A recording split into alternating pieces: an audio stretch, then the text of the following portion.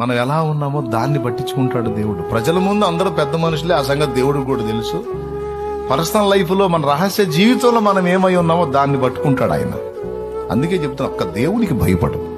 ప్రజల ముందైనా ప్రజలు లేనప్పుడైనా, బయట జీవితమైనా రహస్య జీవితమైనా దేవునికి భయపడు అనేది నీకు నాకు దేవుడిచ్చే హెచ్చరిక. నాకు భయపడు. రెండవది, దేవుడు నిన్ను బట్టి సంతోషపడుతున్నాడు అనేది నీకు అర్థమైతే, నీ చర్యల విషయంలో, నీ కదలికల విషయంలో, నీ అడుగుల విషయంలో దేవుడు ఓకే హ్యాపీ అని నీకు అర్థమైతే, 1,000,000 మంది ఏకమై వచ్చి నువ్వు తేడా అన్నా లక్ష్య పెట్టద్దు.